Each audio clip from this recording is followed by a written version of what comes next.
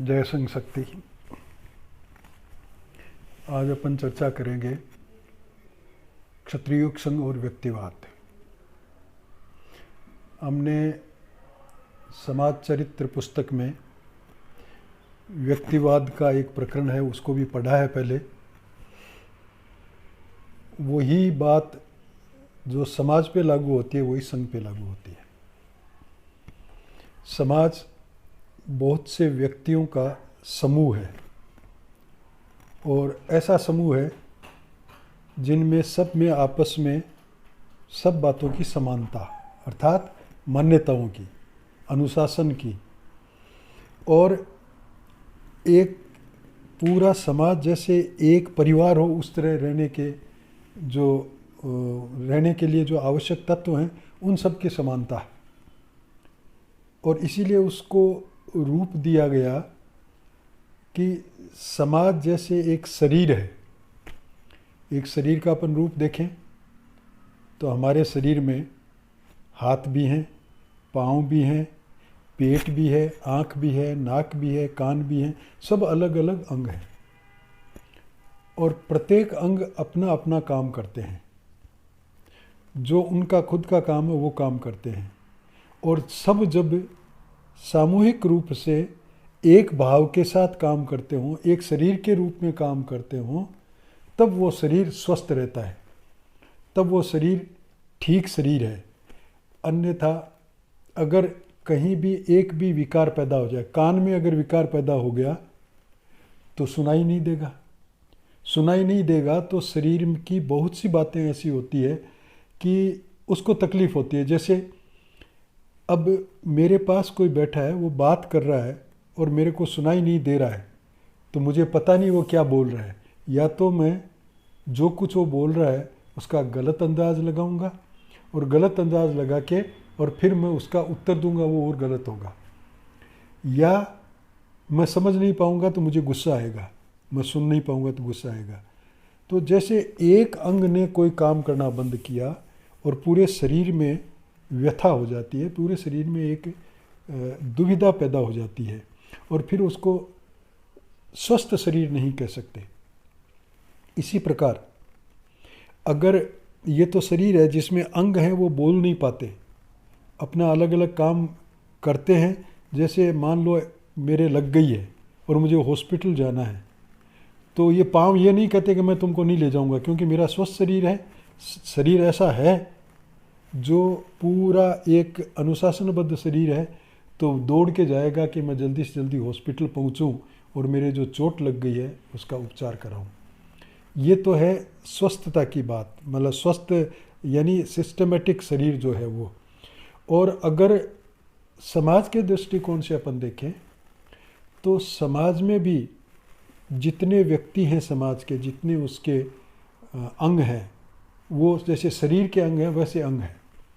अब उनमें अगर किसी में भी विकार पैदा हो जाए, एक व्यक्ति में अगर विकार पैदा होता है तो उसका असर समाज पे पड़ता है, उसका असर गलत पड़ता है, क्योंकि विकार पैदा हुआ है। शरीर के अंगों में जो विकार पैदा होते हैं उससे तकलीफ होती है, रोग बढ़ता है, रोग पनप सकता है। उसी प्रकार समाज में भी एक व्यक्ति में किसी प्रकार का विकार पैदा हो गया तो वो जो चाल चलेगा, वो जो काम करेगा, उसके कारण पूरे समाज को भोगना पड़ेगा। ये जो व्यक्ति है वो है तो एक हस्ती, एक ही हस्ती है, और समाज बहुत बड़ा है जिसमें अनेक व्यक्ति हैं, लेकिन उस एक व्यक्ति का जो बुरा प्रभाव पड़ा है, उसमें जो विकृति आई है, उस विकृति के कारण असर पड़ता है आसपास में सब जगह, और वो समाज में असर दिखाता है। तो समाज एक शरीर है और हम सब उसके अंग हैं।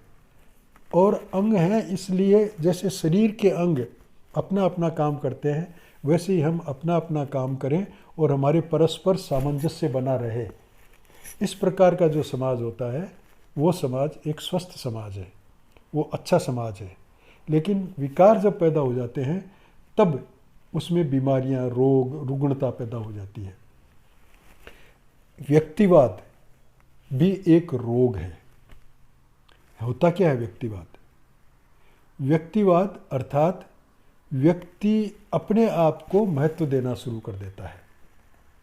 समाज में भी व्यक्ति अगर अपने आप को महत्व देना शुरू करेगा तो समाज का जो असली चेहरा है उस चेहरे में एक कहीं न कहीं धब्बा लग जाएगा, क्योंकि व्यक्ति उस समाज का अंग है, उसको अंग की तरह काम करना है, लेकिन वो अंग नहीं, अब वो समाज का मालिक बन गया। वो उसका जो अहंकार है, व्यक्ति का अहंकार मूल रूप से इस व्यक्तिवाद का कारण बनता है।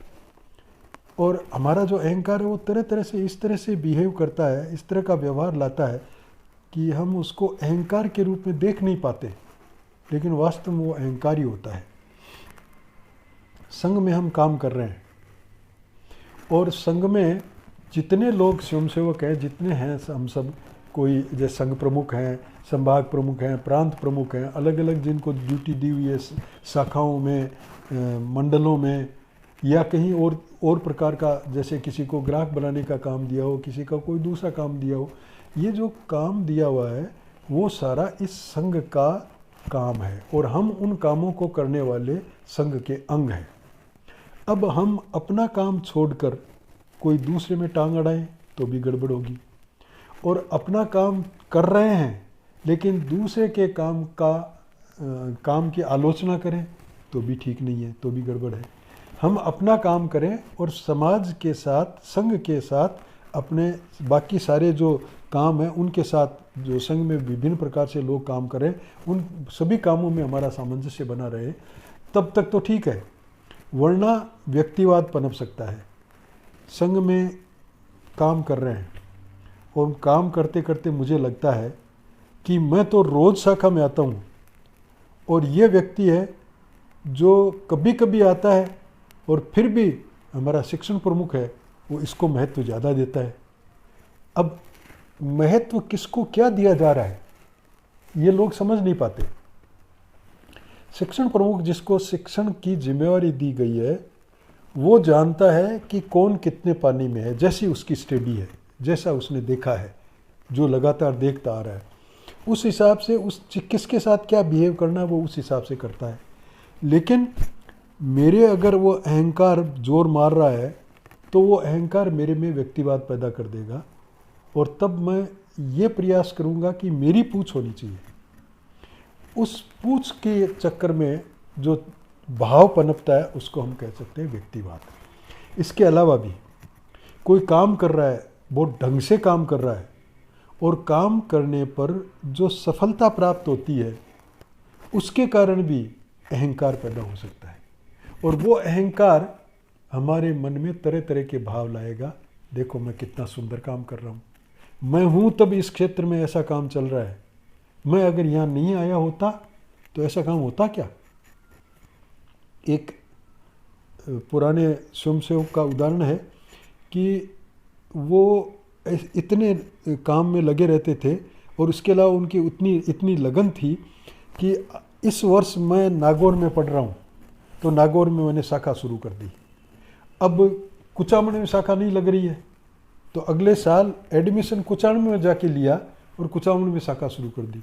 फिर अगली साल देखा कि आसपास में दूसरी जगह जहाँ पर्वतसर में एक और कहीं शाखा नहीं लग रही है तो मुझे वहाँ चलना चाहिए। ये कितना सुंदर भाव है। लेकिन अगर वही व्यक्ति ये सोचे कि देखो मैंने 3 जगह शाखाएं शुरू कर दी, और वरना मैं अगर नहीं आता यहाँ तो होती नहीं, शाखाएं नहीं चलती, चल कहाँ रही थी, शाखाएं लगी नहीं रही थी, मैं आया, मैंने शाखा लगानी शुरू की, तब 3 जगह पे काम शुरू हुआ। ऐसा अगर वो व्यक्ति सोचता है तो सोचते ही उसके पीछे जो अहंकार का अंकुर है वो पनप गया।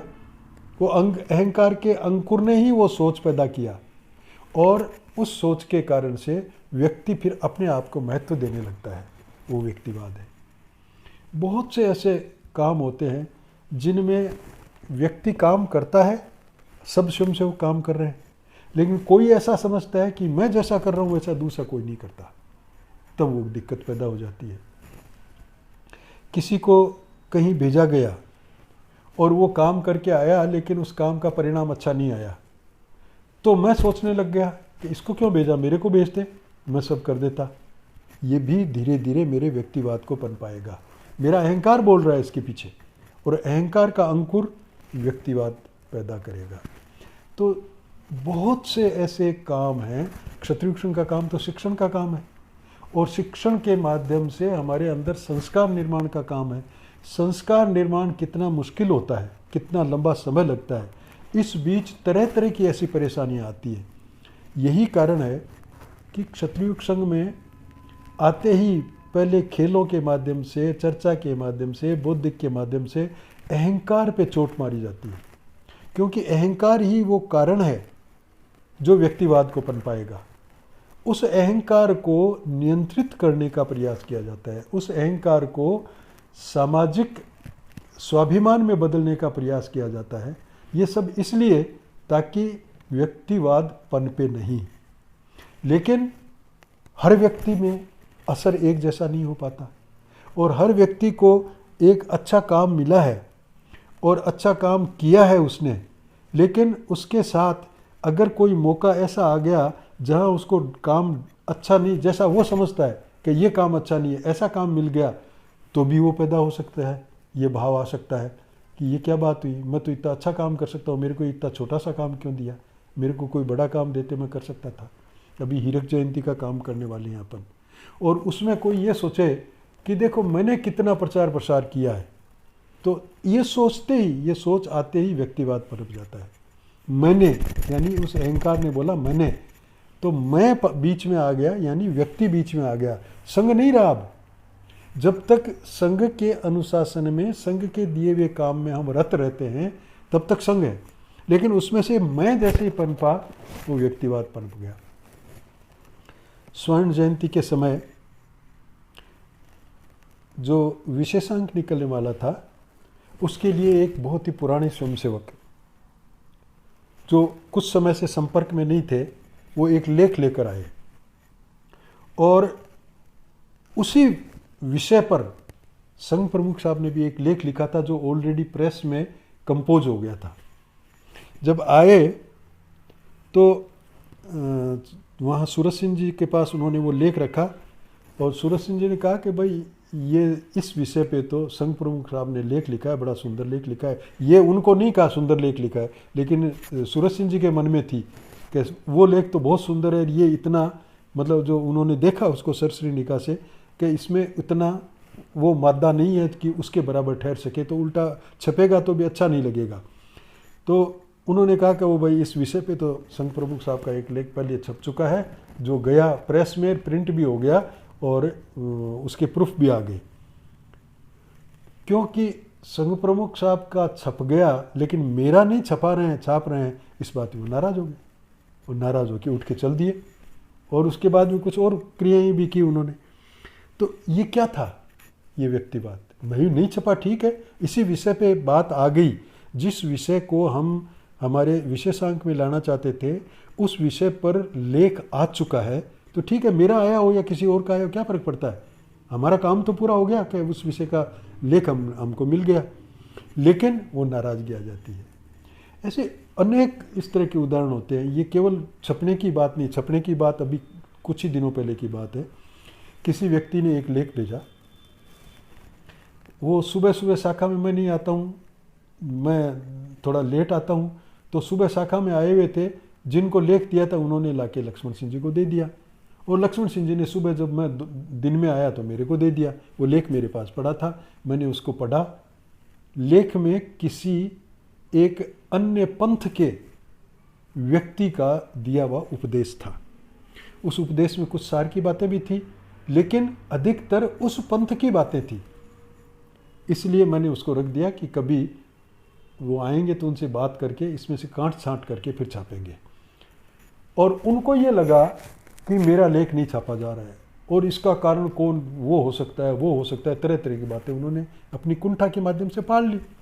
और पाल ली, जब बात आई, जब उनको मैंने समझाया, फ़ोन आया उनका, मैंने समझाया कि ये इस कारण से नहीं छपा है, फुर्सत मिलेगी तब उसमें काट छांट करके फिर छपाएंगे, और इस बात पे भी नाराज़ हो गए। और नाराज़ क्या हो गए, फिर पता नहीं क्या क्या बोलने लगे। फिर यहाँ तक वो व्यक्तिवाद ऐसा पनपा कि मेरे जैसा कोई दूसरा स्वयंसेवक नहीं, ये उनका स्टेटमेंट है।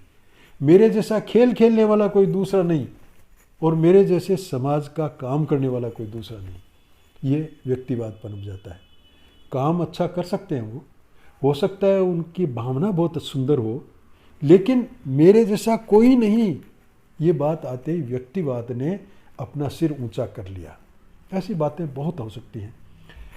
मैंने एक लेख भेजा है और वो लेख उस विषय पर 2-3 बार छप चुका है, और इसलिए अगर वो लेख नहीं छपता है तो मैं नाराज़ हो जाता हूँ, मेरा क्यों नहीं छपा, और मैं संपादक के खिलाफ लिखना शुरू कर देता हूँ। ये व्यक्तिवाद है। जो काम करने वाला है, जिसको काम दिया गया है, उसके खिलाफ मैं बोलना शुरू कर देता हूँ, उसके खिलाफ लिखता हूँ, तो फिर संघ कहाँ रहा? संघ तो खत्म हो गया। संघ की तो हमने हत्या कर दी और हमने व्यक्तिवाद को पनपा लिया। व्यक्तिवाद पनपते ही संघ नहीं रहेगा, और संघ नहीं रहेगा तो या तो वो व्यक्ति संघ से अलग हो जाएगा, या संघ में कोई न कोई विकार पैदा करेगा। तो इसलिए क्षत्रिय संघ में इस व्यक्तिवाद को जितना ज़्यादा हो सके नियंत्रित करने का प्रयास किया जाता है। हमारे पूर्व जन्मों के संस्कार अगर इतने प्रबल हैं कि इतनी मेहनत करने के बाद में भी हम पूरी तरह से उस व्यक्तिवाद को नियंत्रण नहीं कर सके, तो भी ये प्रणाली ऐसी है जिसके माध्यम से इस जन्म में नहीं तो अगले जन्म में जरूर हम उसी राह पे चलेंगे। लेकिन व्यक्तिवाद को पनपने देना संघ के लिए खतरा है। जैसे समाज के लिए खतरा है, वैसे संघ के लिए भी खतरा है। बहुत से समाज में भी ऐसे लोग होते हैं कि मेरे जैसा दूसरा नेता नहीं। इसी प्रकार हो सकता है इतने संभाग प्रमुख हैं, इतने प्रांत प्रमुख हैं, इतने मंडल प्रमुख हैं, जो संघ ने काम दिया वो काम कर रहे हैं, और उसमें कोई प्रांत प्रमुख ये कहे कि मेरे प्रांत में तो इतनी शाखाएं लगती हैं, मेरे प्रांत में मैंने इतने शिविर करवा दिए, और कौन सा प्रांत है जो ऐसा कर सकता है? पनप गया। वो बैठा ही रहता है अंदर, और उसको खाद पानी ऐसे मिल जाती है, और उससे वो अंकुर फूट पड़ता है। वो जो अंकुर है वो संघ के लिए खतरनाक है, और उस व्यक्ति के लिए भी खतरनाक है। उस व्यक्ति के लिए खतरा क्या है कि या तो वो विकृति पैदा करता करता खुद विकृत हो जाएगा पूरी तरह से। एक व्यक्तिवाद पनपा है, उसके कारण और अनेक प्रकार की विकृतियां आ जाएगी, या वो संघ में नहीं रह पाएगा। और संघ के लिए खतरा क्या है कि जब तक वो संघ में है तब तक कुछ न कुछ अपने जो व्यक्तिवाद का जो रोग है, उस रोग में से कुछ छींटे इधर उधर डाल सकता है। इसलिए ये व्यक्तिवाद तो पनपना ही नहीं चाहिए। और व्यक्तिवाद अगर पनपा है तो उसके कारण से वो संघ छोड़ के गया है, तो भी संघ को तो इतना नुकसान तो हुआ ही कि इतनी मेहनत जिस व्यक्ति पे की गई थी आज वो साथ नहीं है। तो व्यक्तिवाद पनपने से संघ को भी नुकसान है और उस व्यक्ति को भी नुकसान है। वो व्यक्ति अगर ये सोचता है कि नहीं मेरे को कोई नुकसान नहीं है, ये बहुत गलतफहमी है। ऐसा व्यक्ति, मैं बहुत अच्छा लेखक हूँ और मेरी भाषा बहुत सुंदर है और मैंने कुछ लिखा और वो अगर नहीं छपा, तो मैं ये सोचता हूँ कि ये नहीं छपा, इस व्यक्ति के कारण नहीं छपा, फला आदमी बैठा वो नहीं छाप रहा है और इसलिए मैं उसके खिलाफ लिखता हूँ या मैं कुछ ऐसा दुष्प्रचार करता हूँ, तो नुकसान मेरा भी होगा। मैंने दूसरी दिशा पकड़ ली। अब संघ की दिशा नहीं रही मेरी, संघ पे चलने की। संघ एक परिवार है और उस परिवार में हम सब का उत्तरदायित्व है कि उस परिवार को नुकसान नहीं पहुँचे। वो भाषा, वो भाव मेरा नहीं रहा। अब मेरा भाव तो ये है कि मेरी जो बात है वो मानी जानी चाहिए, मैंने जो कहा वो होना चाहिए, मैंने कोई भेजा हो तो वो छपना चाहिए। ये इस तरह की बात पैदा होती है तो संघ को नुकसान होता है, व्यक्ति को भी नुकसान होता है। व्यक्ति कभी ये सोचे कि इससे मेरा नुकसान नहीं है, मैं तो अलग होके मैं राजनीति में चला जाऊंगा, जाके देख ले। जिसमें इस तरह का भाव है वो राजनीति में भी कभी सफल नहीं हो सकता। राजनीति में भी जाके वो अगर ये प्रयास करेगा कि जो एस्टेब्लिश्ड है वहाँ सारे पहले से जो जमे बैठे हैं उनके बीच में मैं पनप जाऊं, बहुत मुश्किल है। और उस प्रयास में कि मैं पनप जाऊं, वो जो कुछ कर्म करेगा वो भी विकृत करेगा, कोई गलत काम करेगा और इसलिए वहाँ भी उसकी पूछ नहीं होगी। तो किसी भी क्षेत्र में जाए वो, ऐसे बहुत से उदाहरण हैं।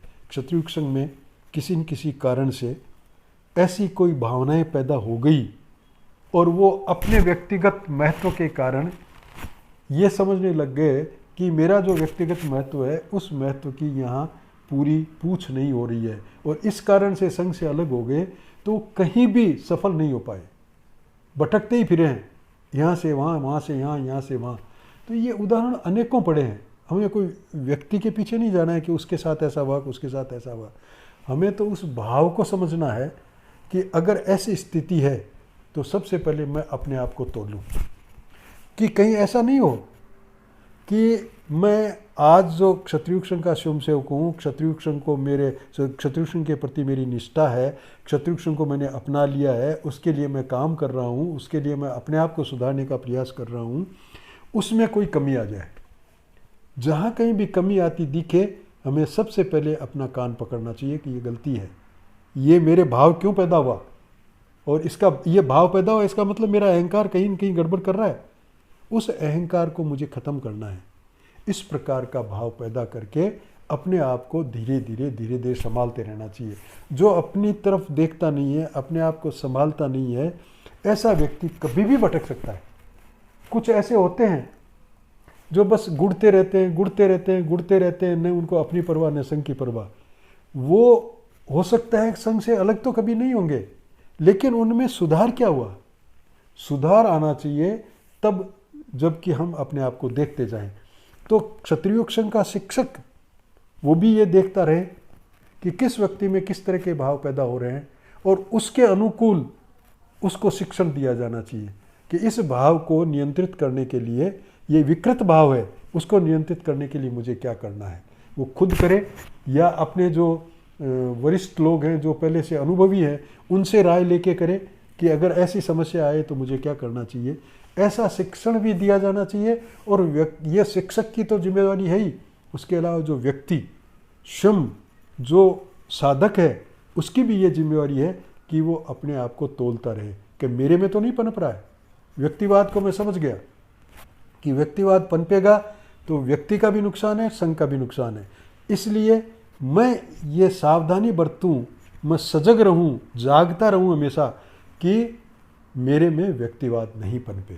और अगर कहीं भी नज़र आता है पनपता तो उसको मैं कैसे ख़त्म करूं? मैं अपने सदप्रयास करूं, और मेरे प्रयास समझ में नहीं आ पाते हैं तो मैं राय लूं और मैं उस हिसाब से चलने का प्रयास करूं, जिससे कि मैं उस व्यक्तिवाद के अंकुर को नीचे निकलते ही मैं उसको कुचल डालूं, और कुचल डालूं ताकि वो ख़त्म हो जाए, नाश हो जाए उसका, वो व्यक्तिवाद पनप नहीं सके।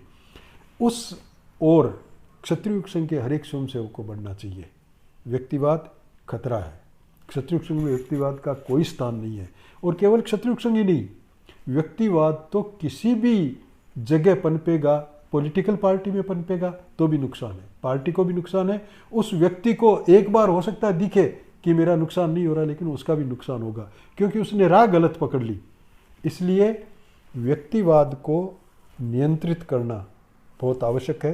क्षत्रिय संघ ने इस महत्व को समझा है, और इसलिए क्षत्रिय संघ के शिक्षण में, क्योंकि अहंकार उसका मूल है, उस मूल को ही, जो बीज है उसका, उस बीज को ही नियंत्रित कर लिया जाए ताकि व्यक्तिवाद नहीं पनपे, ऐसा प्रयास किया जाता है। लेकिन फिर भी व्यक्ति की जैसी नेचर है, जैसा स्वभाव है, उस स्वभाव के अनुसार अगर वो तत्परता से, लगन से उस काम में नहीं लगे जो संघ बताता है, जो उस धारा पे नहीं बहे जो संघ ने बहाने की कोशिश की है, प्रवाह पे नहीं चले, तो दिक्कत हो सकती है, उसमें कुछ ऐसी विकृतियां पैदा हो सकती है। उन विकृतियों को पनपने न दे, ये व्यक्ति की जिम्मेवारी है, ये शिक्षण की भी जिम्मेवारी है। और इसलिए शिक्षक भी सावधान रहे कि मैं जिस क्षेत्र में काम कर रहा हूँ उस क्षेत्र में अगर किसी में इस तरह की प्रवृत्ति पनप रही है तो मुझे उस प्रवृत्ति को नियंत्रित करने का प्रयास करना चाहिए। और वो जिस तरह का रोगी होता है उसी तरह की दवा दी जाती है। कोई रोगी ऐसा है जिसमें थोड़ी सी दवा से असर हो जाता है, कोई रोगी ऐसा है जिसमें बहुत दवा देनी पड़ती है, तो वो भी ज़रूरी है। और प्रारंभ में तो अगर बहुत ज़बरदस्त झटका देना पड़े तो भी परवाह नहीं करनी चाहिए। उस ज़बरदस्त झटके से या तो वो व्यक्ति फिर आगे आएगा नहीं, लेकिन आएगा तो उसको बहुत बड़ा असर होगा, उसके अहंकार को ऐसा झटका लगना चाहिए। इसलिए प्रारंभ से ही आया, खेल खेलना शुरू किया और चल रहे बुद्धू। मामूली सी बात लगती है, लेकिन इससे अहंकार कैसे खत्म होगा? वो इस तरह के जो खेल खिलाए जाते हैं जिनमें अहंकार को की प्रताड़ना की जाती है और धीरे धीरे समझाया जाता है बौद्धिकों में, चर्चाओं में कि हमारे अहंकार के कारण कितना बड़ा नुकसान हुआ है, इसलिए इस समाज को इस अहंकार की प्रवृत्ति को पनपने नहीं देना है और हमको सांघिक प्रवृत्ति को पनपने देना है। अपने जीवन में सांघिक प्रवृत्ति उभरे, इस प्रकार का हमको प्रयास करना है। ऐसा प्रयास हमको करना चाहिए और इस व्यक्तिवाद को हमको नियंत्रित करना चाहिए। ये संघ के हित में भी है और ये व्यक्ति के भी हित में है, हमारे हित में भी है, साधक के हित में भी है। ऐसा हम सब प्रयास करें, ये भगवान से प्रार्थना करें कि हमको इस प्रयास में सफलता दे। जय संघ।